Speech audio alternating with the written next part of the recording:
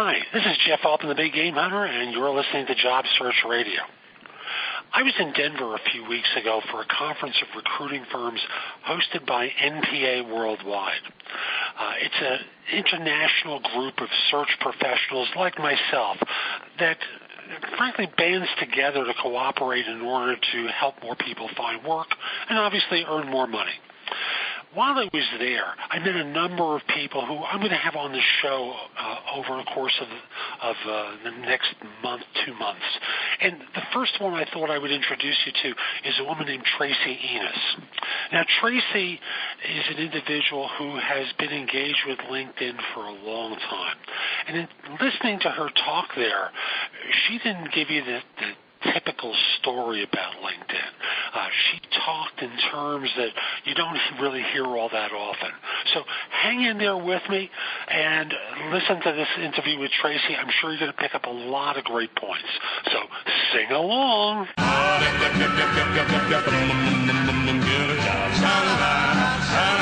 Are you looking for a new job or interested in leveling up?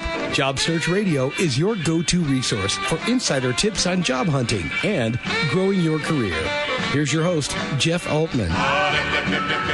So my guest today is Tracy Enos, who's a LinkedIn, I'll call her an expert. I don't have the adjective that precedes the word expert here, to talk with you about some of the atypical things that generally aren't discussed related to making yourself an effective target for recruiters and hiring managers on LinkedIn.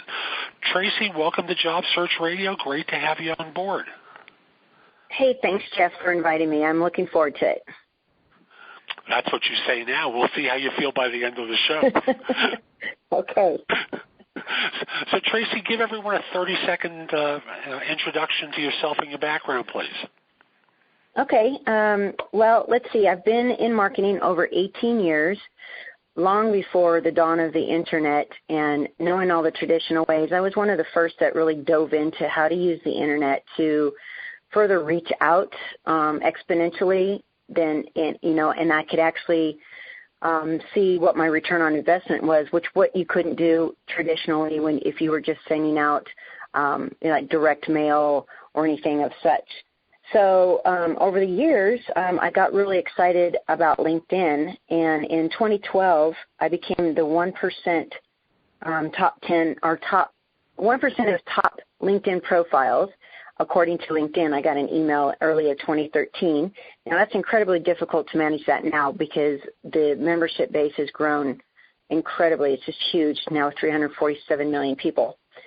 So the last 3 years, I've been teaching LinkedIn marketing as a SCORE volunteer. And if you don't know what SCORE is a nationwide nonprofit that helps business owners and entrepreneurs with free tools for mentoring and growing their business.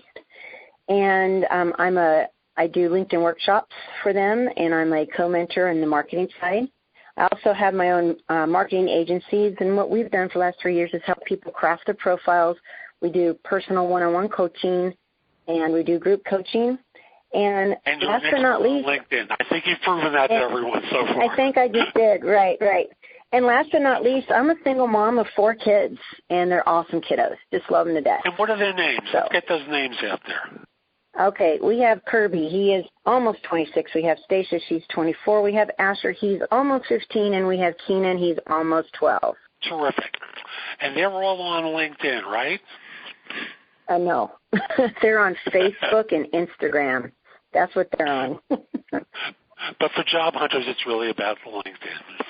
And as such, it really is. Let's just dive right in. So are we going to talk about that line underneath a person's name? Is that what we're going to start off with here?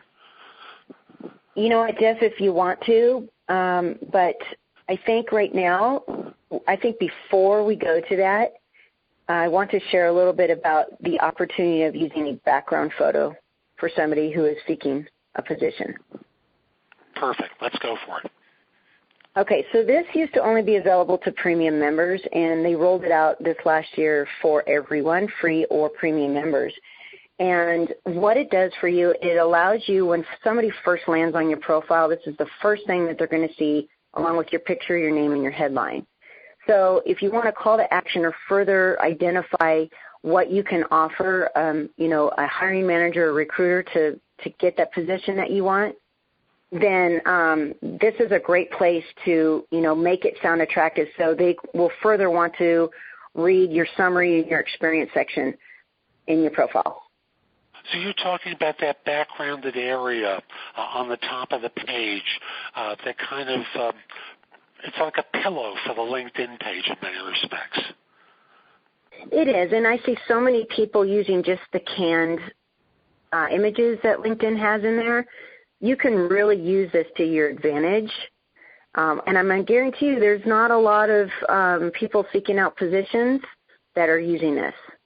I mean, I think that would really give you a great first impression along with a good photo and that headline that we're going to talk about. So what kind of a background, let's say a person's an accountant, an engineer, or a technology person in some way, what sort of a background do you think might be suitable for that kind of individual? Well, I think it goes off on your personality. So there's no right or wrong to put in there. I mean, an accountant is vastly different than an IT person, so it just depends on their experience, I think, and what they've done or what they wish to do, even if they're just straight out of college, and just give them a little bit about themselves and a contact info. So, I mean, if your headline right there immediately visible to a hiring manager or recruiter is interested in that, then they don't need to scroll to find your contact information. It's right there in that background photo. Definitely. Call to action, call me today.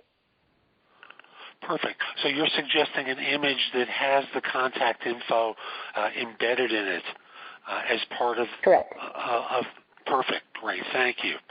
And you're also saying something that reflects personality. Now, you're not talking about the wedding picture back there, are you?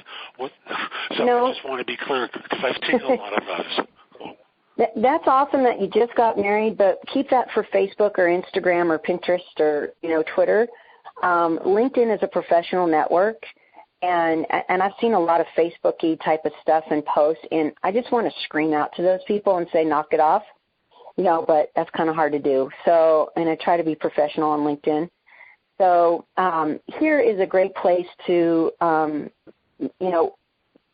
not seen actually any person looking for a position use this real estate yet. So, play with it. I mean, I use a graphic artist now, but when I first got started, I went to a website called Fiverr. And probably your younger generation will know that is, but probably the folks in the 80s and on up probably don't know, and that's like the number 5 spelled out, FIVERR.com. Double R. Yes, double R. Yeah, like Robert.com. And then you can go into the graphics and design, and there'll be people in here that will create a background photo for you that fits perfectly for $5. Now you can spend $20, $25 and get unlimited revisions, but for $5, heck, anybody can afford that, and you can go play around with it. If you find that the background photo is not working well for you, hey, $5 and perfect it. So it's a good resource for that. So that's our starting place, is the background image at the top of the page. Correct. Is that it? Gosh, no. There's got to be more in there, Tracy. Come on. There is more. So I have seen some big no-nos as far as the headline is concerned lately for people seeking positions, because I connect with those folks. The real estate underneath their name, right? That's right. That is prime 120 characters of real estate underneath your name. Again, you only get 7 seconds to make a first impression, make it count, right? So what you want to do in that headline is define keywords or keyword phrases that your potential ideal HR or hiring manager, recruiter might go and search to find you. Okay? So spend some time. Repeat that phrase one more time, because I think that's the home run so far. Okay. So, let me back up there. So what you'll need to do is spend some time doing some keyword research and come up with, single or keyword phrases that your potential employer, recruiter, hiring manager might type in the search bar above to find somebody that has the experience that you have. Where do they do the keyword research? Okay, so there's the first place you want to go to is LinkedIn. Go find other people who are in your same industry and go do a little competitor research. Okay, find out what it is that they're typing in, their connections, who's looked at their profile. Maybe there's a hiring manager, maybe there's a recruiter looking at your competitor's profile. Okay, and that's a key right there. To see that there's a reason why somebody landed on that profile. It's because of what they have in their profile, not just in the headline. That's a start, but what they have throughout their profile. So spend some time doing that. So think like your potential employer. What would they type in looking for a position that you have experience in? And take some time doing it. And maybe also look at jobs that are posted on LinkedIn for common phrases that relate to what you do. One of the things I agree with that. One of the things I always tell people is, find 10 or 15 jobs that are kind of like you. Look for the common language in most of those jobs. Not all of them are going to be identical, but look for common language that might exist in 2/3 of them that relate to what you do, and pick up on the key phrases within those job descriptions in order to pull out the language that you can start using in your profile. Right, and we can actually take those words or phrases that you found and go to the advanced search section and use that as a keyword. And if you're looking for a position that is within a certain demographic, then you can go down to the left-hand side and type in, what city that you're in and then how many mile radius around it, or city or zip code. I think it's zip code. And then however up to 100 miles radius to search and further refine your search from there. So not only would that you may be searching for a recruiter that's looking for your location and your industry, and you'll also seek out your competitors as well to see who you might be up against in an interview. Perfect. And we're going to pause at this point and be back with Tracy in just a moment. But first, my Job Search Insider tip for this show, which this entire show really fits in well with, because it's really about marketing yourself. Because I find that people have this mistaken notion in the U.S. I think we're all brought up to believe that if you work hard and do a good job, you'll get ahead. Now, putting aside the notion of bias that exists within most cultures, I think at the end of the day, that nose to the grindstone philosophy has been disproven for many, many years. I wish it were different, but it just doesn't work like it once did. People get ahead by being alert to opportunities. Sometimes those are internal to their organization, but unfortunately most of them are external. And to make themselves attractive to others, it's very important to put yourself in the position to be found, which is really what we're talking about today on this show. So, one of the things I always encourage people to do is, put yourself out there. Blog. Now, LinkedIn is a great place for blogging on the publisher platform. Write articles for that platform. They give you an opportunity now as part of the platform to select 2 keywords for yourself. And the ideal is to see what starts to pop up as you start to type and just use those terms, because it helps them target people who will be interested in it.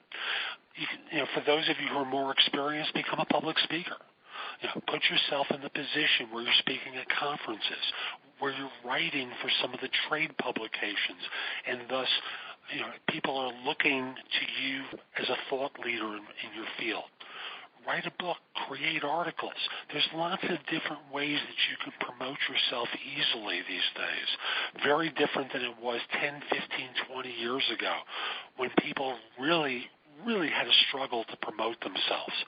So recognize that these are times where, for job hunters, we're in a golden era for self-promotion. And if that's a bad term to you, I politely suggest get over it. Because, again, keeping your nose to the grindstone is not going to get you to the C-suite. making those selective jumps is going to do that. So let's come back to Tracy. We were talking about keywording, and let's pick up from there. So we've talked about ways to do keyword research for the profile. And thus, once we have that, what do we do with it other than that line underneath your name? Well, there's 5 main sections that LinkedIn's algorithm really picks up on. You can filter your keywords throughout your profile and other areas for the extra little oomph, but they concentrate on 5 main sections.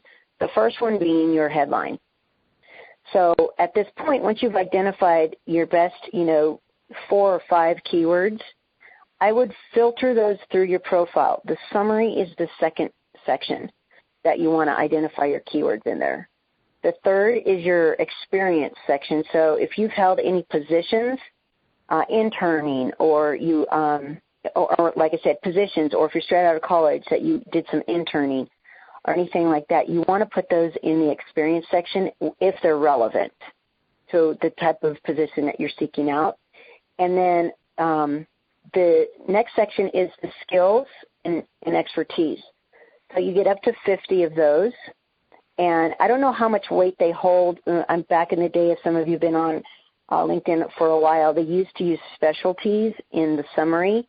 I recommend folks get rid of the specialties because you only get 2,000 characters to really beef up your summary. Take advantage of that.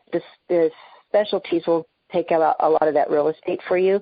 That's where you go to the skills and endorsements. You want people starting to endorse you for the skills that you've put in there. And then last but not least, and you guys are going to find this very interesting, LinkedIn has that interest section, and a lot of people are not utilizing it effectively. So not only do you want to put in some personal things about you, if you like to fish or you like to golf, you're a deep sea, or you're a big bear hunter, I don't know, something, something in there that's fun. But you also want to identify your keywords in here too, because those are all clickable links. So when people do search, if that's in your interest section, that just holds a lot more weight over your competitor for visibility. Interesting. So I'm going to use myself as an example. Let's say for me the interests are meditation, which is true, reading, marketing, and would I put recruiting in there? Why not?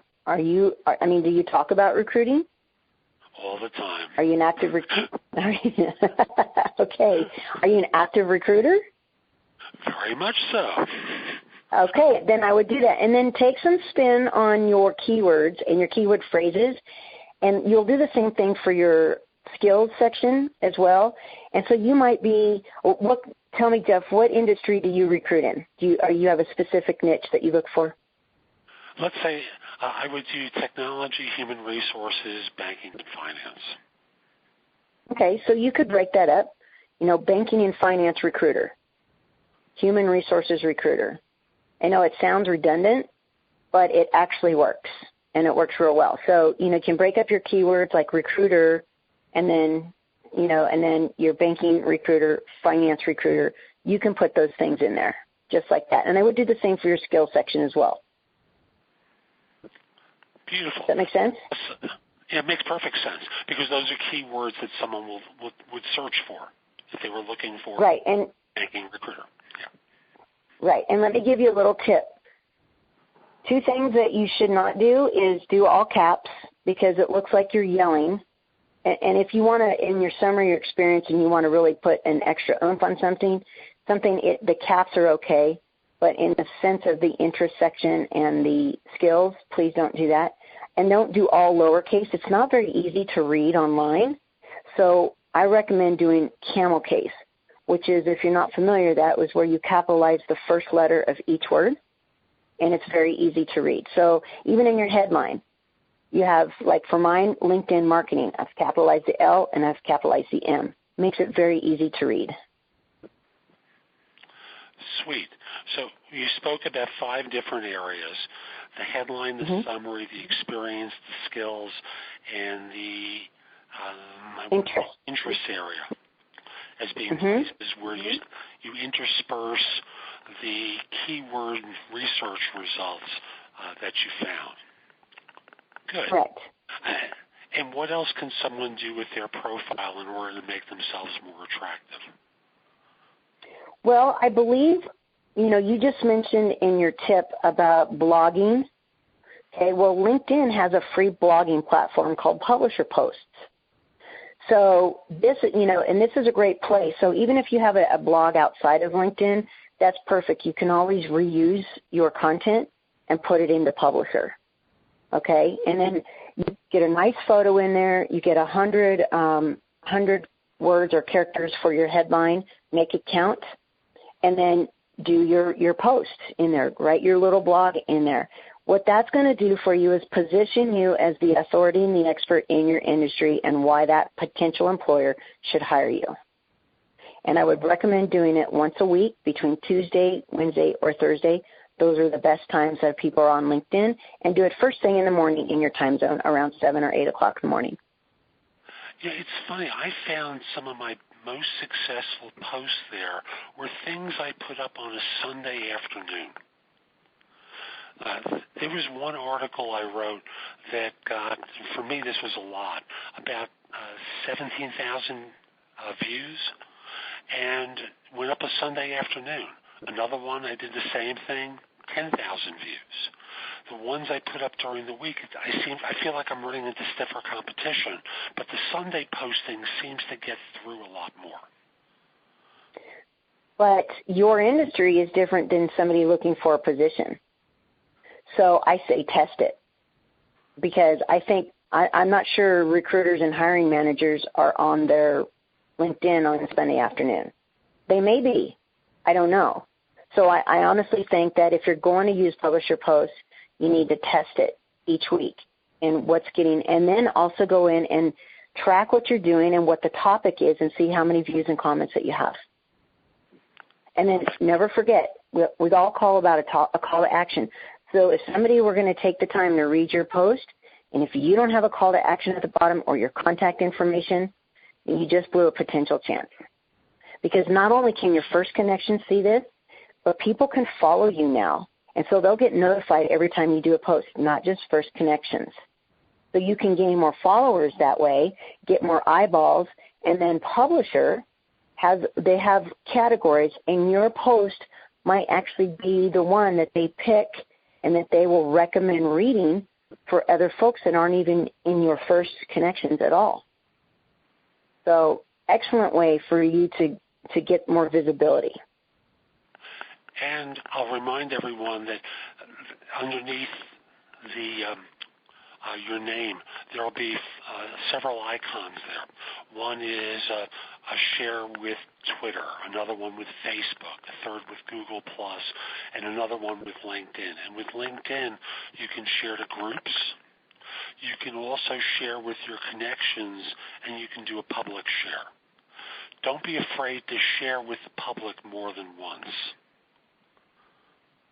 I totally agree. So there's a couple ways you can do that, because a lot of people don't remember that. So they can do it immediately after they publish their post. I did. When I published a post, I published it to my Facebook business page, my Twitter, and then as a LinkedIn status, just in case somebody didn't happen to see my notification. But then you can use a free tool that you can get. You can do 5 of your social profiles called Hootsuite. And you can take that link from your publisher post, do a little blurb about it, and then schedule it to go back out as a status update on any profile that you set up. And again, folks, that's Hootsuite, like an owl, the sound they make, Hoot, S-U-I-T-E.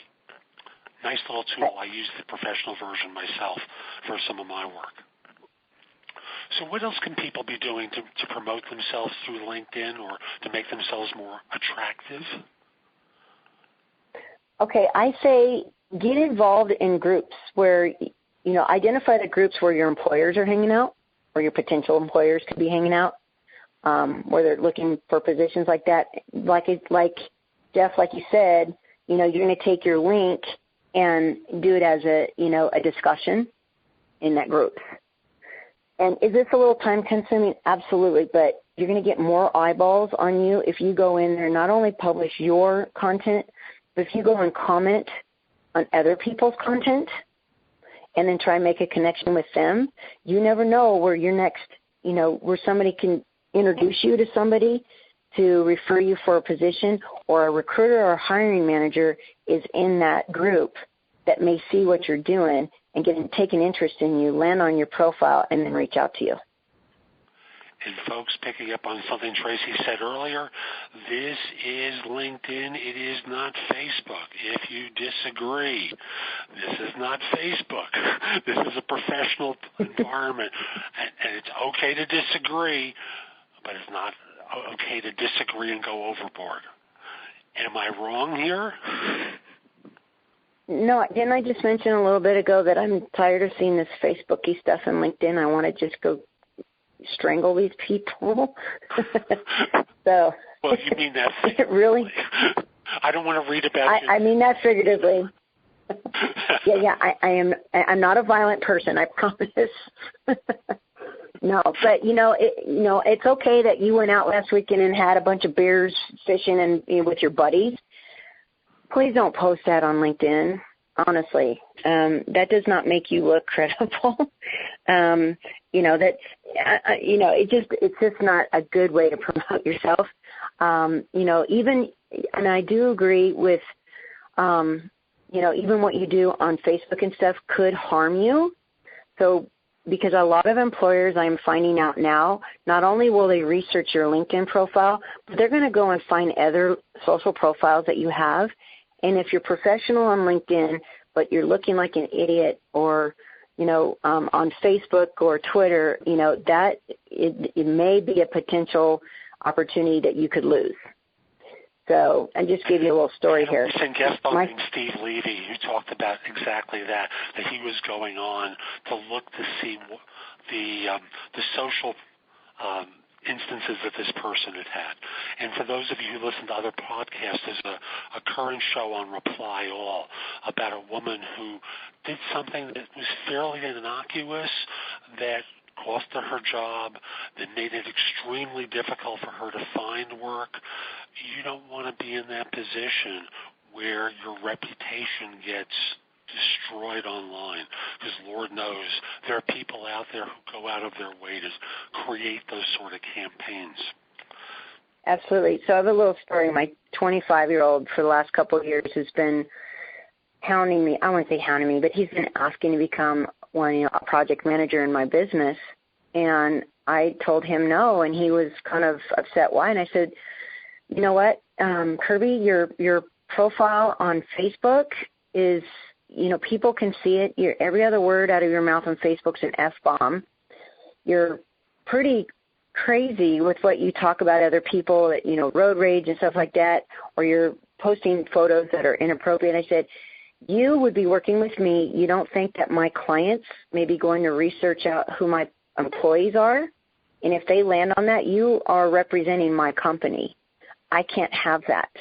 And until you clean up your act, I won't do this. So, and it does make a difference. So, and I believe that what you just mentioned is companies will look at you because you're representing their company, even outside of work. I remember years ago, I was working with a hedge fund in New York, and they asked me to find someone for a trading role. And I found a terrific individual. They loved him through the first two interviews, and then suddenly called up and said, we're not going to be going any further. I said, I'm curious. The initial feedback on 2 rounds was spectacular. What happened? He said, Google his name and add the word trading. See what you find. And what you find very simply was a guy talking about all his trading losses and looking for a way to do better. And lo and behold, he would have been very much involved with their trading algorithms, and they didn't want to open themselves up in that way to someone. Cost them an opportunity because of what he posted online.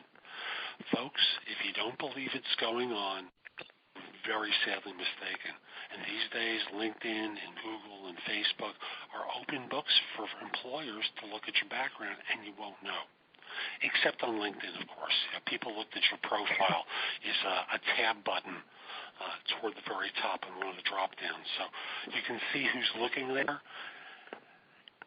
And if I can just interject one more thing, I'm sorry if I'm intruding on your territory here, but one of the fun things I tell people to do is when you see who's viewed your profile and they haven't contacted you, I normally suggest to people that they contact those firms or those individuals and say, hey, I noticed you looked at my profile and didn't contact me. Was there anything in particular you were looking for in my background?